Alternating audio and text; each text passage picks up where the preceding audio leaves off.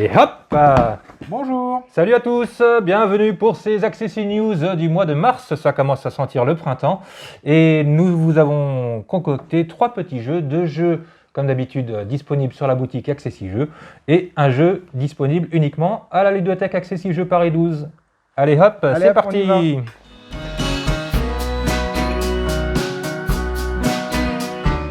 Et on va commencer par le gagnant de l'As d'Or enfant de l'année, qui est en boutique chez nous depuis pas très longtemps, qui est Dragomino. Donc, qu'est-ce que c'est Dragomino? C'est le petit frère de King Domino que nous avons déjà adapté. Donc c'est un jeu de Bruno Catala. Mais cette fois-ci, un jeune débutant. Un jeune débutant. Cette fois-ci, il a été aidé par Wilfried et Marie Fort, qui sont aussi des jeunes débutants. C'est King Domino, mais pour les petits enfants. La différence, déjà, c'est que maintenant, il y a des dragons. Donc déjà, c'est déjà beaucoup mieux. Et le but du jeu, chaque joueur va avoir des petits dominos. Il va y avoir 4 dominos au centre de la table. On va commencer avec un domino de départ. On va placer un domino à côté d'un autre. Et si c'est pas connecté, c'est pas très important. Mais dès que c'est connecté, on pioche un petit teuf de la couleur correspondant à la région. Et si l'œuf dessus, au dos, il y a un dragon, c'est un point. Si l'œuf derrière, c'est un œuf cassé, on n'a pas de point, mais on recommencera la manche d'après. On n'est même pas obligé de se connecter. C'est pas indispensable, mais si on le fait, on pioche un œuf. D'accord. C'est-à-dire si on a une case en commun sur les deux dominos voilà, qui se touchent. Voilà. Okay. Et voilà, et ça se fait jusqu'à ce qu'il n'y ait plus de dominos au centre de la table. On les pose 4 par 4.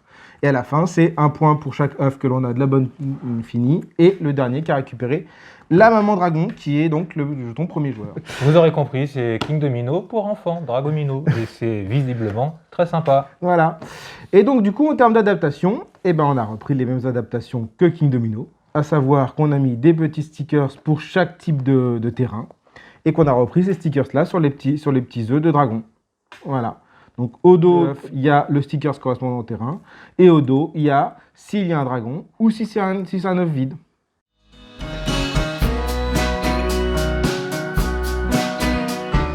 Et hop, et moi je vous présente un autre jeu disponible à la boutique Accessi Jeux. Un jeu, c'est le printemps, et au printemps, qu'est-ce qu'on fait? Ça va pas faire plaisir aux véganes. On va à la chasse au canard. Je vous présente Canardage, un petit jeu dans lequel on va... Qu'est-ce qu'on va faire? On va chacun avoir une couleur de canard. Et on est tous ensemble dans une mare qui est matérialisée par un plateau comme ça, en longueur. Et au début de la partie, on va tous s'attribuer une couleur de canard. Et on va remplir la mare en faisant une file indienne. Alors des fois, ça va être des cartes où il y a juste de l'eau, des fois, ça va être des cartes où il y a les canards des uns et des autres. Le but du jeu, vous l'aurez compris, c'est de buter les canards des autres et de rester le seul canard en vie dans la mare. Il ne peut rester coin. Forcément, du coup, comment ça va se passer? On a 3 sortes de cartes. On a des cartes qui vont déplacer les canards. Quand les canards arrivent en tête de la file indienne, si jamais ils avancent, le canard qui sort du plateau est remis dans la pioche et est sauvé. Donc on va faire en sorte, des fois, de se retrouver en tête pour réussir à sortir du plateau et sauver son canard. Donc les cartes de déplacement vont permettre soit d'avancer, soit de reculer dans la file, soit de faire avancer tout le monde, soit uniquement soi, etc. Ça, c'est les cartes de déplacement des canards. Ensuite, on a les cartes qui servent à viser et tirer. Donc dans ces cas-là, c'est des cartes qui permettent de mettre un jeton cible au-dessus de la tête d'un canard en disant « je te vise ». Mais ce n'est pas nous qui allons immédiatement tirer, mais le joueur qui est après nous dans l'ordre du tour de jeu peut choisir de tirer sur le canard que j'ai visé. Ça, c'est les cartes de visée et de tir. Alors, il y a plein de trucs marrants. Il y a le mec qui louche et du coup qui tire à côté de là où il a visé. Il y a le mec qui tire 2 fois au lieu de tirer 1 fois. Voilà, c'est plein de petites cartes comme ça avec des petits effets pour la visée et le tir. Et enfin, il y a les cartes de défense.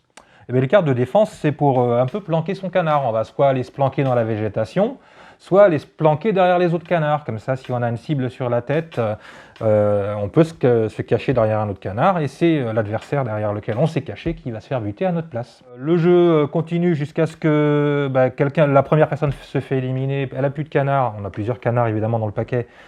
Elle est éliminée du jeu. Les autres continuent jusqu'à ce qu'il n'y ait plus qu'une seule personne qui dise fièrement qu'il est le dernier canard. Alors, au niveau des adaptations, c'est un peu costaud. Ouais. En fait, en soi, il y a 3 formes de stickers différents. Il y a les triangles qui permettent de se déplacer. Il y a les cibles qui permettent de cibler et les X qui permettent de tirer. Enfin, il y a les actions un peu de planque, et là, dans ces cas-là, c'est des petits stickers un peu spéciaux. Il y a le point d'interrogation, le point d'exclamation. Mais comme il y a beaucoup de cartes uniques, des fois il y a des cartes avec 2 stickers X, des fois un sticker X et une cible, des fois la cible est à gauche selon si on doit déplacer la cible vers la gauche, des fois la cible est à droite selon si on doit déplacer la cible à droite. Les aides de jeu de canardage sont faites avec des QR codes que vous scannez avec votre téléphone portable, donc avec une application de QR code ou directement avec l'application photo sur iOS, qui va vous ouvrir une règle en audio, un fichier audio, qui va vous expliquer les effets des différentes cartes.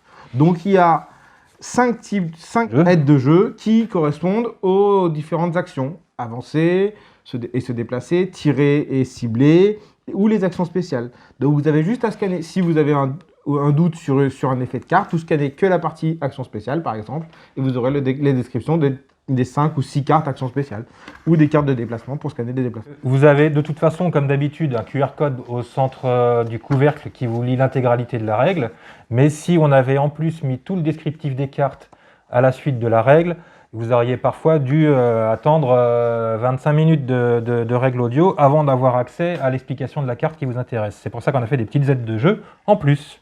Donc, au niveau adaptation, il va falloir quand même l'apprendre, hein, ce jeu, ça ne va pas être instantané. Mais une fois que vous maîtrisez les différents effets de chaque carte, c'est tactile, ça fonctionne très bien. Et on se marre bien à se faire des petits coups, voilà, hein, à se buter les uns les autres. Un chouette petit jeu d'escarmouche, comme on dit. Coin.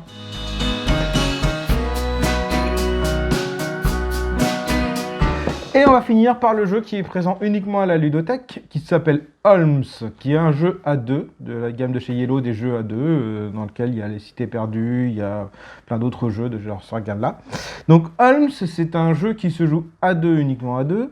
C'est un jeu... Un jeu d'enquête? Un jeu... Non, ce qu'on appelle plutôt un jeu de pose d'ouvrier et de collection. Ouais. Pourtant, avec Holmes, on aurait pu croire que... Ouais, mais non, là, cette fois-ci, on va juste... voilà. Donc ça va être un jeu qui va se jouer avec un plateau et des cartes. Et donc, à son tour de jeu, on va avoir un joueur qui va jouer Moriarty, un joueur qui va jouer Holmes, et on va placer ces différents personnages, donc il y en a des gris et des noirs, que l'on va placer sur des emplacements du plateau ou des cartes, et qui vont réaliser des actions. Chaque action va soit vous faire gagner des jetons enquête. Bah, tu vois que c'est une enquête. Ouais, il y a des loops, il y a des loops, c'est des ressources en fait. Hein. Donc on gagne des jetons loops. Et avec ces jetons loop, on va faire une autre action plus tard qui va nous permettre de les dépenser pour récupérer des cartes qui sont au centre de la table, qui sont visibles. Et le but du jeu, ça va être de faire des collections de cartes. Donc il y a des cartes qui ont des valeurs. À la fin de la partie, on gagnera la valeur de cette carte si on est majoritaire. C'est un jeu de majorité. Donc si par exemple il y a des cartes de valeur 9, si à la fin je suis majoritaire en 9, je gagne 9 points, moins qu'à l'adversaire. On essaye d'avoir des majorités sur les différentes cartes. Et il y a des effets sur les cartes, sur le plateau central avec les cartes qui s'ajoutent, qui permettent de piquer des cartes à l'adversaire, de rajouter des cartes, de changer les cartes au centre de la table pour en avoir des nouvelles. Voilà, il y a plein d'actions différentes.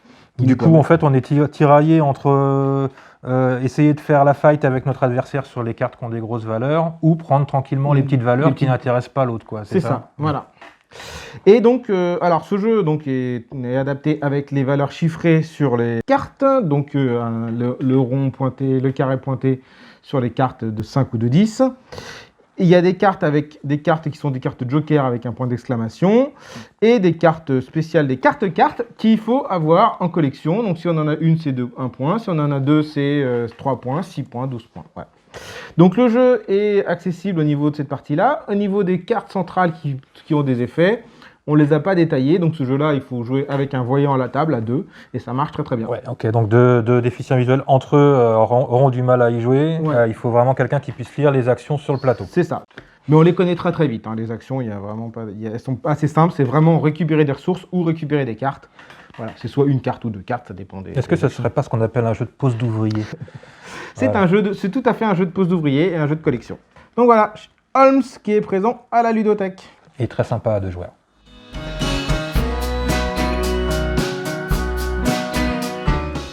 Et voilà, c'était les Accessi News du mois de mars avec encore 3 bons jeux, 2 disponibles à la boutique, 1 à la ludothèque. On se retrouve au mois d'avril avec 3 nouveaux jeux.